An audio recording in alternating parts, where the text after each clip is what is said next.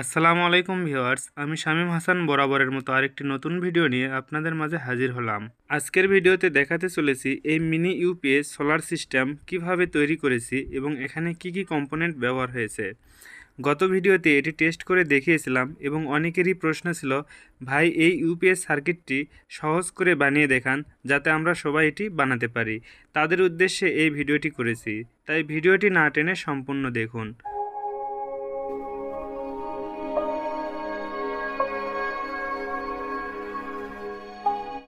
দেখুন ভিউয়ার্স, এখানে সহজভাবে ডায়াগ্রামটি তৈরি করেছি যাতে সবারই বুঝতে সুবিধা হয়।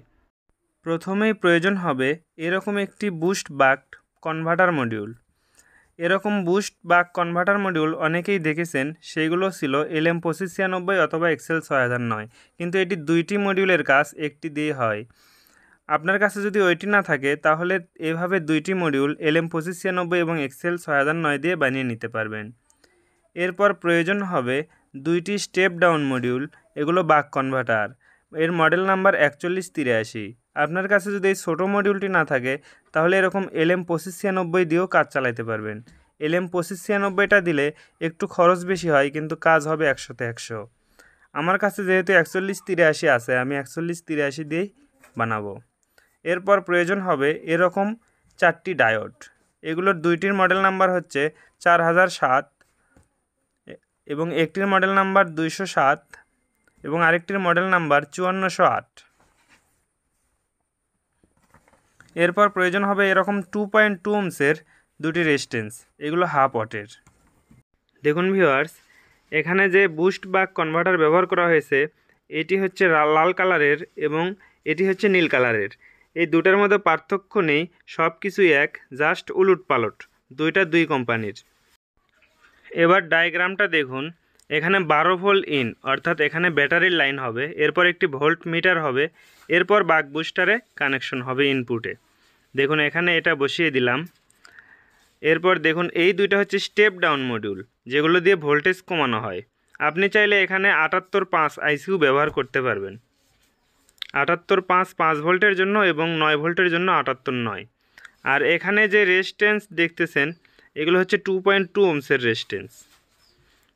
আর এই কয়েকটা ডায়োড হচ্ছে আলাদা আলাদা মাপের, এখানে মাপগুলো আমি লিখে দিয়েছি। এই পাশ দিয়ে ভোল্টেজ ঢুকবে আর এই পাশ দিয়ে আউট হয়ে বাক কনভার্টারে লাগবে। আর অনেকেই এই চিহ্নটা বুঝতে পারেন না, আসলে এই চিহ্নটা হচ্ছে গ্রাউন্ড, কালো তার, অর্থাৎ এখানে সবগুলো কালো এক জায়গায় হবে। দেখুন যতগুলো চিহ্ন আছে এরকম সবগুলোই কালো হবে। এই যে এক চিহ্ন, এই যে এক চিহ্ন, এই যে এক চিহ্ন, এই যে এক চিহ্ন এবং এই এক চিহ্ন, এই সবগুলো চিহ্ন কালো তার এক জায়গায় হবে। আর এখানে যে বুস্ট বাক কনভার্টারটা রয়েছে এখানে অবশ্যই ভোল্টেজ অ্যাডজাস্ট করে নেবেন, কারণ এখানে ইনপুট ভোল্টেজ 12 দেওয়া মাত্রই আউটপুট ভোল্টেজ মিনিমাম 17 থেকে 18 বের হবে। এখানে অবশ্যই 12.3 ভোল্ট অ্যাডজাস্ট করে নেবেন। এখানে 12.3 ভোল্ট অ্যাডজাস্ট করার পরে যে আউটপুটের প্লাস চিহ্ন আছে, এই প্লাস চিহ্ন থেকে দেখুন একটি ডায়োডের মাধ্যমে বাক কনভার্টার যেই 9 ভোল্টেরটা আছে সেখানে যাবে, আবার আরেকটি ডায়োডের মাধ্যমে 5 ভোল্টেরটাতে যাবে এবং আরেকটি বড় ডায়োডের মাধ্যমে 12 ভোল্ট আউট হবে। এখানে আপনি চাইলে দুইটি 12 ভোল্ট আউটপুট নিতে পারবেন। এরপর এখানে যে 12 ভোল্ট 2 এম্পিয়ার অ্যাডাপ্টার লেখা আছে, এই অ্যাডাপ্টারটি দিয়েই বিদ্যুৎ থাকা অবস্থায় রাউটার এবং অনু চলবে। দেখুন ভিউয়ার্স, আমি এখানে লাল কালি দিয়ে মার্ক করে দিয়েছি যেখানে যেখানে কানেকশন হবে, এইভাবেই কানেকশন করতে হবে। 12 ভোল্ট 2 এম্পিয়ার অ্যাডাপ্টার অবশ্যই ব্যবহার করতে হবে। আপনি চাইলে 1 এম্পিয়ারও ব্যবহার করতে পারবেন, কারণ রাউটার এবং অনু দুইটা মিলে 1 এম্পিয়ার কারেন্ট খায় না। এবার ইউপিএসটি বানানোর সহজ টিউটোরিয়াল দেখুন।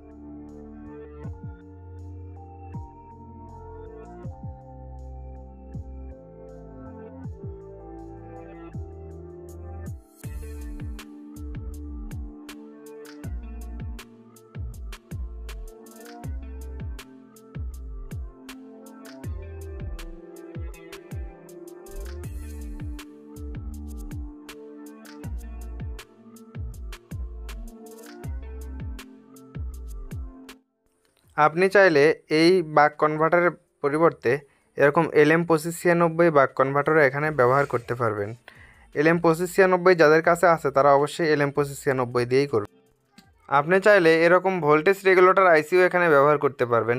9 ভোল্টের জন্য 78.9 এবং 5 ভোল্টের জন্য 78.5।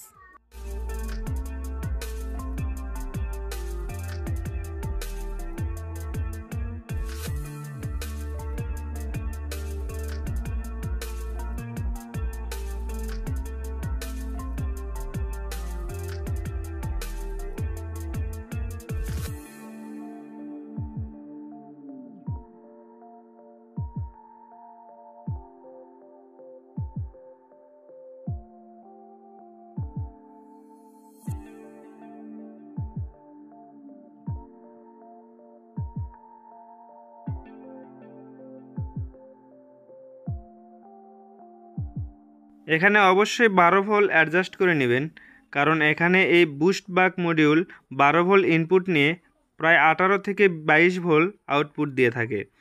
ম্যানুয়ালি এটি 18 ভোল্ট আউটপুট দিয়ে থাকে। আপনি এখানে ভেরিয়েবল পাক দিয়ে অবশ্যই 12 ভোল্ট অ্যাডজাস্ট করে নেবেন। এই বুস্ট বাক কনভার্টারের অনেক সুবিধা রয়েছে। আপনার ইনপুট সাইটে যদি 18-20 ভোল্ট হয়ে যায়, সেই ক্ষেত্রেও আপনি যেই ভোল্টেজটা অ্যাডজাস্ট করবেন, যেমন আমি 12 ভোল্ট অ্যাডজাস্ট করলাম, এই 12 ভোল্টই আউটপুটে থাকবে। আবার যদি ভোল্টেজ কমে 9 ভোল্ট কিংবা 8 ভোল্টে চলে আসে, তারপরেও আমার আউটপুট 12 ভোল্টই থাকবে।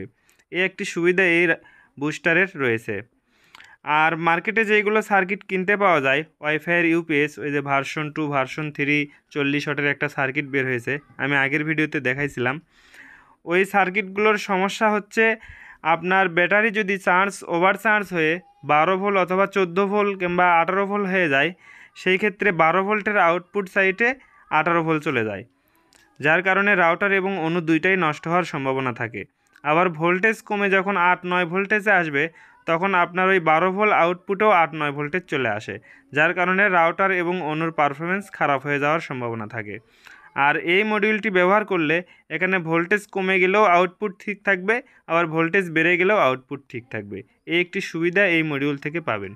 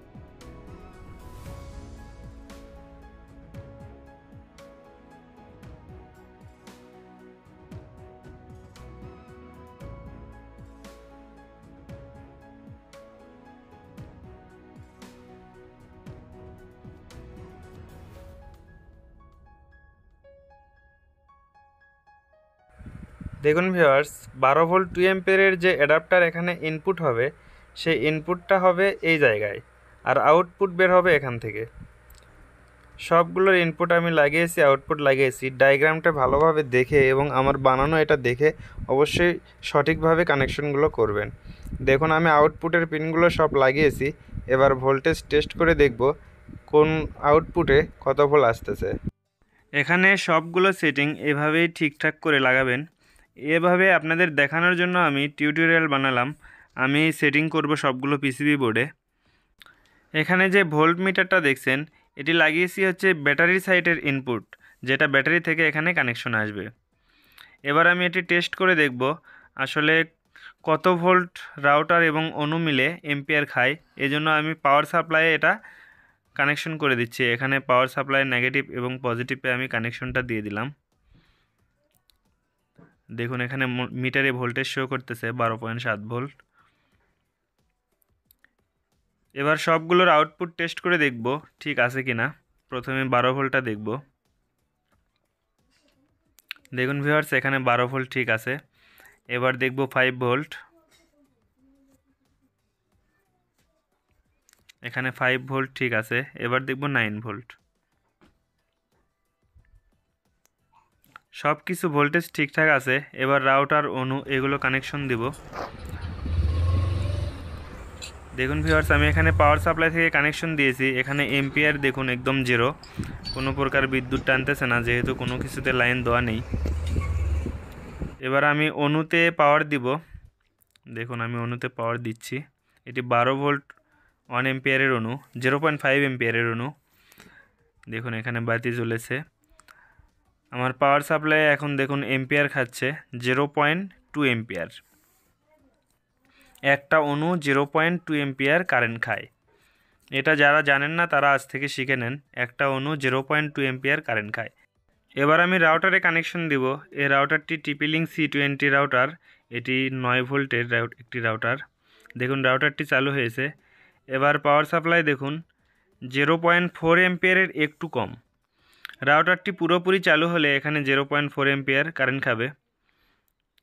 দেখুন রাউটারের বাতি জ্বলতেছে কেবল একটা। যখন 3টা বাতি জ্বলবে তখন পুরোপুরি কারেন্ট খাবে। এই যে রাউটার চালু হয়েছে, এখন পাওয়ার দেখুন 0.4 এম্পিয়ার খাচ্ছে। একটি রাউটার এবং একটি অনু 0.4 এম্পিয়ার কারেন্ট খায়। তার মানে 1 এম্পিয়ারেরও অনেক কম, হাফ এম্পিয়ারেরও কম। এবার আমি আরেকটি রাউটার এখানে কানেক্ট করব। এটি রুইজি ব্যান্ডের 5 ভোল্টের একটি রাউটার। এই রাউটারটা অনেক জনপ্রিয় একটি রাউটার, জাতীয় রাউটার বলা যায়। এই রাউটার 5 ভোল্ট হয়। এখানে আমি 5 ভোল্টের কানেকশনটি দিয়ে দেখাই। দেখুন ভিউয়ার্স, এখানে পাওয়ার চলে এসেছে। রুইজি রাউটারেও পাওয়ার চলে এসেছে। এবার যদি মিটারটা দেখুন, আমার পাওয়ার সাপ্লাইয়ে কারেন্ট খাচ্ছে 4.5 এম্পিয়ার, 0.4 এম্পিয়ার। এটা কিন্তু 4 এম্পিয়ার না, 0.4 এম্পিয়ার, অর্থাৎ 1 এম্পিয়ারের অর্ধেকের অল্প একটু কম। আপনি চাইলে এখান থেকে আরেকটি 12 ভোল্টের আউটপুট নিতে পারবেন, কারণ এই বুস্ট মডিউলটি 4 এম্পিয়ারের। এখানে আরও 4-5টা রাউটার ব্যবহার করলেও এই মডিউলের কোনো সমস্যা হবে না। এখন সবগুলো ডিভাইস চলতেছে আমার পাওয়ার সাপ্লাই দিয়ে, অর্থাৎ ডিসি লাইন দিয়ে, আপনার ব্যাটারির লাইন দিয়ে এখন সব কিছু চলতেছে। দেখুন এখানে 0.4 এম্পিয়ারের একটু বেশি কারেন্ট খাচ্ছে। এখানে 0.5 এম্পিয়ার হবে।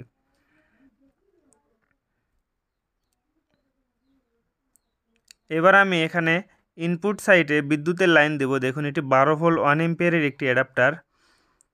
এটি অনুর অ্যাডাপ্টার। যাদের 12 ভোল্ট 1 এম্পিয়ার অ্যাডাপ্টার আছে তারা এরকম অ্যাডাপ্টার ব্যবহার করতে পারবেন।